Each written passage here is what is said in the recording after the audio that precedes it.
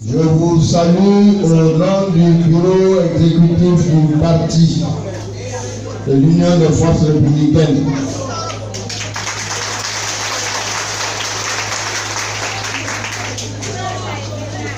Aujourd'hui, comme par hasard, le 20 mai 2017, cela fait exactement jour pour jour 17 ans que vous m'avez placé à la tête de votre mouvement.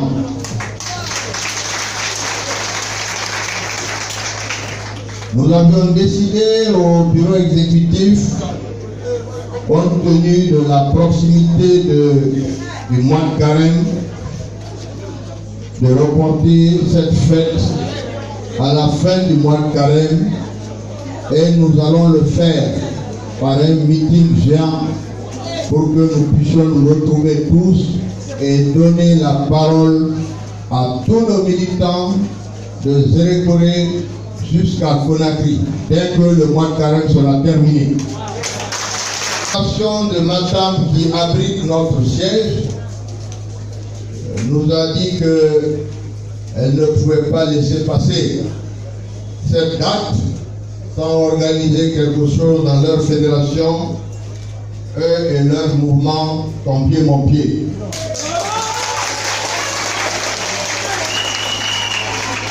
On les remercie sincèrement, surtout que Matam ces derniers temps ne bougeait pas beaucoup, mais je vois qu'ils se sont bien rassemblés.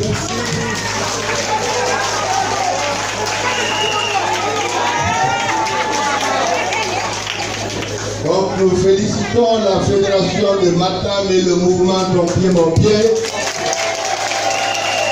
pour cette mobilisation de leur fédération pour ne pas laisser passer la date exacte sans avoir fait quelque chose. C'est la commune de Matam, ce n'est pas la fédération, c'est la commune parce qu'il y a la fédération de Mabambo. Merci, Ronwali Kifan. Mais nous sommes aujourd'hui le 20 mai. Vous vous rappelez le 20 mai 2000, quand nous nous sommes réunis de l'autre côté de Coréa. Ce jour-là, je crois que c'était Chaladarapa qui était porte-parole. Nous avons fait un congrès extraordinaire qui m'a porté à la tête du parti de l'Union des forces républicaines. Depuis cette date, au final, nous en avons vu beaucoup. Je me rappelle que dès le 20 mai, pratiquement dès le lendemain, nous sommes allés aux élections. Il devait avoir lieu le 20 juin, je crois. Le 20 juin 2000, les élections communales. Ces élections, au niveau de l'UFR, nous ont laissé un goût amer. Vous vous souvenez? C'est au cours de ces élections que nous avons eu à Poké un mort et 5 blessés par balle. Quand le PIP s'est rendu compte qu'on avait gagné les élections, ils sont sortis pour chercher notre secrétaire fédéral d'alors, Dabo. Et par malheur, un jeune homme était habillé comme lui. C'est sur lui qu'on a tiré. Et je crois que nous continuons de nous battre pour que ce sacrifice ne soit pas vain. L'UFR a continué son chemin depuis.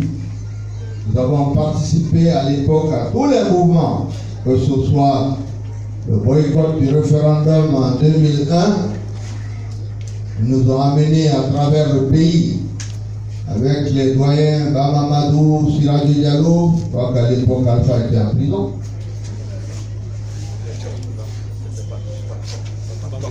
Fatou Bangoura qui l'avait remplacé. Et nous avons fait le tour de la Guinée pour exprimer notre désaccord sur l'idée d'un référendum à l'époque pour changer la Constitution. Ensuite, en 2003, nous nous sommes réunis, tous les partis politiques. C'était les élections législatives ou présidentielles. Les présidentielles que nous avons donc décidé de boycotter. La totalité des leaders de l'opposition ont décidé de ne pas présenter de candidat à ces élections, compte tenu de ce qui était arrivé en 2001, à savoir la modification constitutionnelle. Ensuite, nous avons boycotté, c'était la même année, les élections législatives. Sauf l'UPR de Siraj Diallo sont allés à l'époque aux élections législatives. Mais nous n'en avons pas fait un problème. Chacun avait ses raisons. L'opposition a continué de la manière la plus unie possible. Comme je le disais à Radio Espace la fois dernière, est-ce que vous imaginez une opposition où vous avez Bamamadou, Alpha Condé, Siraj Diallo, Jean-Marie Doré, moi-même? Est-ce que quelqu'un peut dire à ces gens-là, il faut me suivre moi et laisser vos partis? Moi, je suis le leader de je ne sais quoi. C'était des leaders qui avaient tous leur charisme, leur caractère. Et il était totalement impossible d'imaginer que le débat pouvait disparaître pour que, au profit d'un d'entre eux. C'est pourquoi aujourd'hui, quand j'entends que l'opposition n'est pas plurielle, je dis non. Nous avons vécu l'opposition. Il n'était pas imaginable à l'époque, même Alpha qui avait plus de députés, pour que les autres disent, bon, comme il a plus de députés, il est notre chef. Personne n'était le chef de personne. Et je dis, même quand on devait trouver un moment pour se réunir, moi qui étais le plus jeune, il fallait circuler entre eux pendant 2 semaines pour pouvoir organiser une réunion. Mais c'était la vie politique guinéenne et elle était animée par des personnes vraiment de valeur. Je pense à Siraj Diallo, que j'ai connu depuis 1968, qui a été directeur général adjoint de Jeune Afrique. Il s'agissait également du doyen Bamamadou, qu'on appelait communément Bamamadou Banque mondiale. Tous ces gens avaient travaillé dans des circonstances qui faisaient qu'ils étaient connus. C'est des gens qui avaient forgé leur parti. Il en est ainsi de Jean-Marie Doré. Si je dois citer tous ceux qui nous ont quittés aujourd'hui. Malheureusement, en 2004, à notre dernière réunion à Paris, je crois que c'était au mois de février, Alpha, Sirajo, Bamamadou et moi-même, Sirajo nous a parlé assez affaibli. Et je me souviens encore ce jour-là, je lui ai demandé qu'est-ce qui n'allait pas. Il m'a dit non, ça va aller, s'il y a ce bon, vous êtes à l'hôpital, ça va aller. Au mois de mars, j'étais à Addis Abeba, où j'étais invité par le président Konaré, qui était à l'époque président de l'Union africaine. Et c'est lui qui m'a réveillé en ce mois de mars pour m'annoncer que Sirajo était décédé. J'ai pris mon avion, je suis allé directement à Paris, auprès de la famille, Aïssatou et ses enfants. Et nous nous sommes organisés et je suis venu moi-même avec le corps à Conakry. Il y avait dans ce groupe de combattants guinéens pour un meilleur devenir de notre pays une confiance, un point de vue commun sur la manière dont la lutte devait être menée.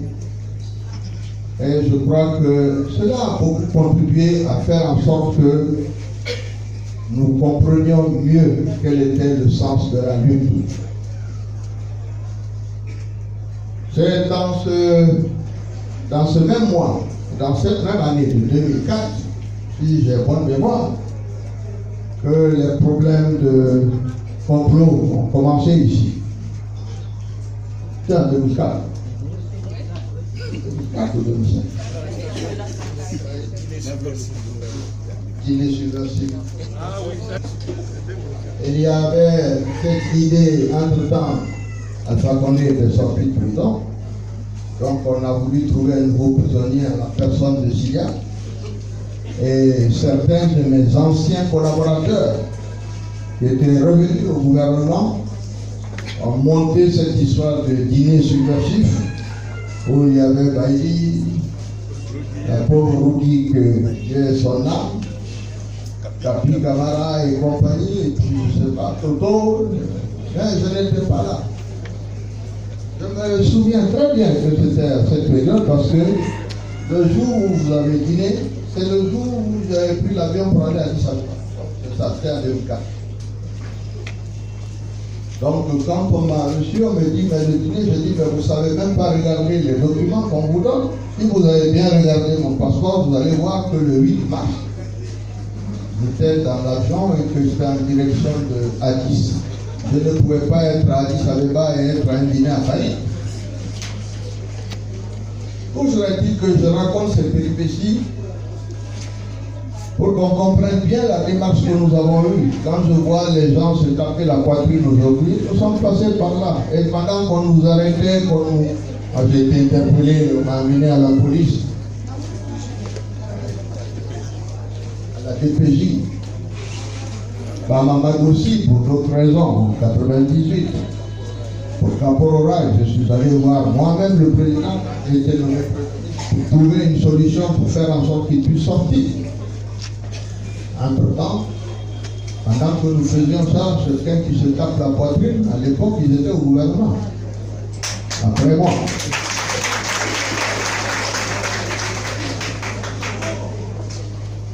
Le parti a continué et on n'a jamais baissé les bras. Jamais. Je rappelle cela pour qu'on comprenne qu'il y a eu vraiment des péripéties. Jusqu'en 2005, où on va faire les élections communales, encore une fois, complètement biaisées, où on va vous donner des résultats vraiment parfaits, parce qu'on m'a dit à l'époque, vous avez gagné à Mali, vous avez gagné à Bofa, on va gagner à Bopé, on va vous donner la commune de Bofa seulement. Après d'ailleurs on m'a dit on regrette, on aurait dû vous donner Mali, parce que c'est beaucoup plus loin. Nous avons continué de travailler, nous n'avons jamais abandonné notre objectif qui était et qui est toujours de faire en sorte que la Guinée aille de l'avant.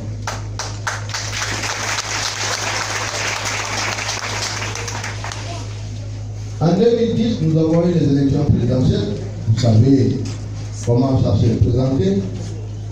Quand j'entends les gens dire oui, c'est nous qui les avons aidés à gagner maintenant, regardez les résultats du premier tour de l'élection présidentielle de 2010.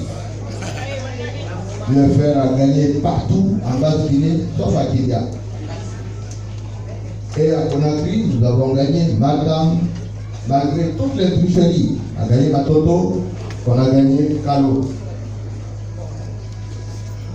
C'est pendant cette période lutte, avant 2010, qu'en tant que parti responsable, nous nous sommes engagés avec le PUP dans des discussions qui vont amener un certain nombre de choses. En 2005, nous avons obtenu la libéralisation des ondes. Quand les journalistes parlent aujourd'hui, c'est parce que nous, on a fait beaucoup de sorties à l'époque, beaucoup de débats, beaucoup de discussions, beaucoup de pression, que les ondes ont été libérées en 2007. C'est dans le cadre de ces discussions en 2007 aussi, discussions qui se sont effectuées d'ailleurs à mes bureaux pendant 3 mois, où nous avons pu obtenir une commission électorale nationale indépendante. Pendant ces débats également, nous avons pu obtenir la charte des partis politiques et sous le positionnement de l'opposition républicaine. Quand je dis opposition républicaine, ce n'est pas un groupe qui prétend être, je parle de toute l'opposition guinéenne. Je ne vois pas comment elle ne peut pas être républicaine. Donc, le combat, nous l'avons mené de tout temps. Et nous continuons de le mener. Et comme je dis, en 2010, tout le monde a vu les résultats de ces élections. Ce sont la modification de ces résultats qui a entraîné donc notre positionnement avec l'UFDG pour le second tour. Nous avons fait un chemin ensemble. Nous nous sommes rendus compte que nous étions dans une voie sans issue. Vous savez, à un moment donné, les manifestations qu'on tenait avaient pris un caractère totalement hors politique. C'était les